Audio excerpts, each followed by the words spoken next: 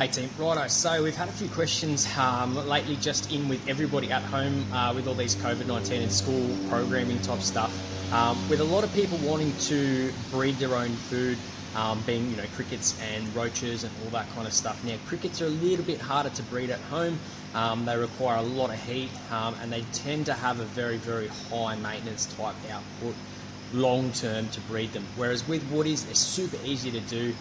So I'm going to take you through basically how it all works, and then I'm going to take you through some of the setups that we do that will help you guys, and it'll give you a visual representation on how it's done, and obviously you guys can then take that whatever you guys want to do with that. So I'll start off with, so woodies, obviously they are a feeder roach, a wood roach.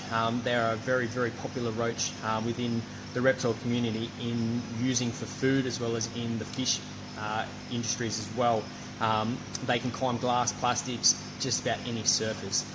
So what we do to keep those inside their tubs, stop them escaping, we use this stuff. It's called Fluon AD1. So it's either imported from China, you can get it out of Germany and a few other places as well.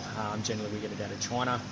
So it's really, really good stuff, and it's basically the additive to Teflon that stops everything from sticking. So when you paint that on, it looks like a milk substance, and then when it dries, it becomes like a waxy milk substance on that. The way we're going to hook up the egg crates inside, generally we like to use the big ones and put them in slots, and then that way what you do is when they go to the toilet and stuff, it all falls down, and it's really, really good and easy. As for food, right, we choose to go like a harder type, slow release type food. So you dry mixes, good sources of protein and carbohydrates, and it's really, really good for bulking up and gut loading your woodies for your reptiles. So obviously you're going to get that carry on of nutrition. So you really want to make sure that what you're feeding them now is what you want to feed your reptiles as well. So things like your dog foods and the cat foods, yeah, it's easy and a lot of websites say it, but they've also got a lot of preservatives and rice and all that kind of stuff which reptiles are not good at digesting. So those are the kind of things that you need to think about when you do choose to feed that to your insects, that stuff's going to be in their stomach when you feed it to your dragons or your monitors or any other type of reptile that you're keeping, especially fish as well. So there's heaps of brands out there. They start off with these tiny little 40-gram jars. Pisces do that, so great for their, this is the only people that might buy 1 or 2 tubs every now and again, and they don't go through a lot. So that's probably going to be a bit of a cheaper option for you. Then you go to like your Vetafarm Herpagrub. It's really, really good for the vitamins and minerals and all that kind of stuff, as well as a good carbohydrate-based one. A little bit smaller in the protein base percentage-wise, which is not a bad thing, but it is still a really, really good food. So again, if you've got, say, 3 tubs that you get sort of every 2 weeks, this one's good because it's not a big amount that you've got to get into. Whereas if you wanted to go slightly bigger, you go to your 300 grams, which is your insect booster stuff. This stuff is brilliant. This is not just for your crickets and your woodies and everything else. You can feed this to every single feeder insect that you will buy from a pet shop. It is a brilliant product, and I can't recommend it higher. And then you go up to like your bulk feeder. So you've got all this sort of stuff, and that's in a ½ kilo bag as well as a 1.2 kilo bag.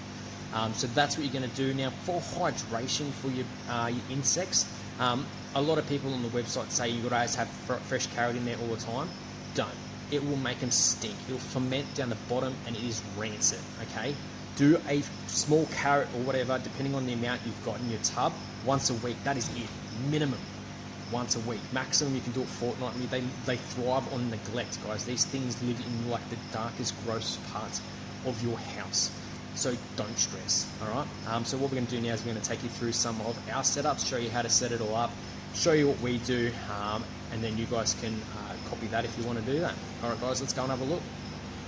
Righto, guys, so this is how we set up, obviously, our woody bins. We do try to breed as much as we can.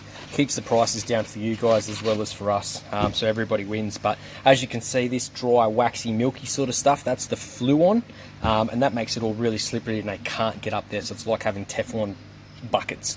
And then inside here, we just put a flat bit of cardboard as well as an egg crate, and then these guys will just hide in here. And if you're in North Queensland like we are, you'll probably more than likely find about 50 geckos in here as well, smashing down some of your babies on you. So just keep an eye out for those sorts of things, because the geckos can't get out past the Fluon either. We add in one carrot and we just chuck them all in all the bins and all that kind of stuff. You can use leftover screens from dinner, from your salads and your veggie mixes. Just throw that in there if you want to save it all up. So that's how it's all done, guys. And then down the bottom you'll see some of the dead stuff as well as all the food. And the way that you can clean up a lot of that is just by adding in some mealworms. Just throw a bucket of mealworms in there and they clean all that up and turn it all down to dust. Righto guys, so that takes you through basically how to breed your woodies for sustainable future food sources for you guys. You can make it very, very cheap. You could probably produce near on 5,000 woodies a quarter off roughly about 20 bucks. So it is really cheap to do your own foods. More than happy for you guys. If you just want to learn more or you just need some help setting it all up, come see me. I'd happily teach you how to do it all.